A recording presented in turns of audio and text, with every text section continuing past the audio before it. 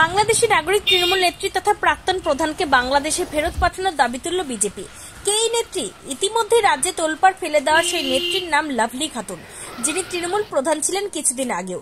মালদার হরিশ্চন্দ্রপুরে তৃণমূল পরিচালিত রশিদাবাদ গ্রাম পঞ্চায়েতের প্রধান, তার বিরুদ্ধে অভিযোগ তিনি বাংলাদেশে অনুপ্রবেশকারী, নিজের নাম ভারিয়ে এমনকি নিজের পিতৃ পরিচয় বেমালুম পাল্টে ফেলে একজন ভুয়ো বাবা সাজিয়ে মালদায় জাল ডকুমেন্টস দিয়ে ভোটার কার্ড থেকে শুরু করে ওবিসি সার্টিফিকেট পর্যন্ত তৈরি করে ফেলেন।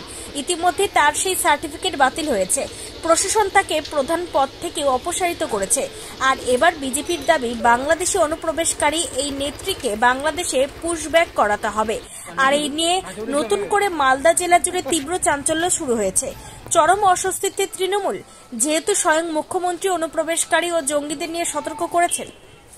উত্তরবঙ্গে এসে তিনি ভুয়ো ভোটার সম্বন্ধে অনেক কথা বললেন, তার পার্টিকে নির্দেশ দিলেন ভুয়ো ভোটার খুঁজে খুঁজে বার করতে হবে, তাদেরকে ভোটার লিস্ট থেকে বাদ দিতে হবে। কিন্তু তার দলের একজন প্রধান, যিনি ভুয়ো সার্টিফিকেট দিয়ে প্রধান ছিলেন, মেম্বার হিসেবে দাঁড়িয়েছিলেন, তার প্রধানশিপ খারিজ হয়ে গেছে। কিন্তু এখনো পর্যন্ত মেম্বারশিপ খারিজ হলো না। তিনি বাংলাদেশি নাগরিক, তাকে বাংলাদেশে এখনো ফেরত পাঠানো হলো না, সেই বিষয়ে তিনি নিশ্চুপ।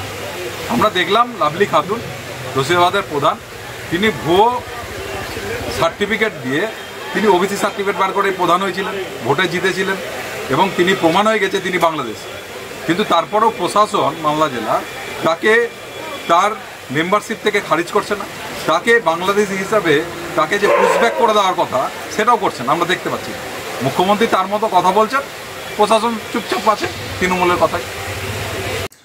বাংলার মুখ্যমন্ত্রী মমতা বন্দ্যোপাধ্যায়ের নির্দেশে সারা বাংলা জুড়ে যেসব ভুতুরে ভোটার বা ভুয়ো ভোটার লিস্টের মধ্যে অলরেডি ইনকর্পোরেটেড আছে, তাদেরকে বাছাই করে তাদেরকে ভোটার লিস্ট থেকে বাতিলকরণের কাজ ইতিমধ্যেই শুরু হয়েছে।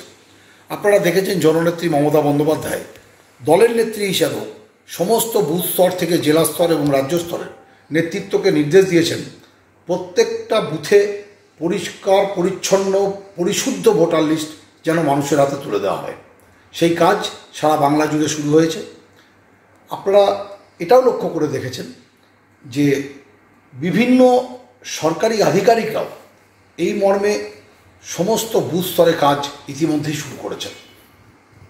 রশিদাবাদের প্রধানের ব্যাপারে যেটা আপনারা জিজ্ঞেস করছেন, আপনারা ইতিমধ্যেই অবগত হয়েছেন রশিদাবাদের যিনি প্রধান ছিলেন লাভলি খাতুন, তিনি কংগ্রেসের প্রতীকে নির্বাচিত একজন জনপ্রতিনিধি। তিনি তার দলকে মিসপ্রিট করে এবং পরবর্তীকালে ডিস্ট্রিক্ট অ্যাডমিনিস্ট্রেশনকে মিসপ্রিট করে প্রধান পদে বসেছিলেন। কিন্তু কোর্টের নির্দেশে তার প্রধান পদ ইতিমধ্যেই বাতিল হয়েছে। যেহেতু সাবজুডিস ম্যাটার আছে, কোর্টের ডাইরেকশন অনুযায়ী ইতিমধ্যেই আরেকটা হিয়ারিং অলরেডি ইমপ্লিমেন্টেড হয়েছে, এক্সিকিউটেড হয়েছে। তার যে রায় সেটা হয়তো এতদিনের মধ্যে কোর্টে চলে গেছে। এরপরে আবার কোর্ট যা রায় দেবে সেই অনুযায়ী নির্দেশিকা জারি হবে। কিন্তু আমাদের একটাই দলের তরফ থেকে আপিল থাকবে, কোনো ধরনের ভুতুরে ভোটার ভুয়া ভোটার যেন ভোটার লিস্টের মধ্যে না থাকে।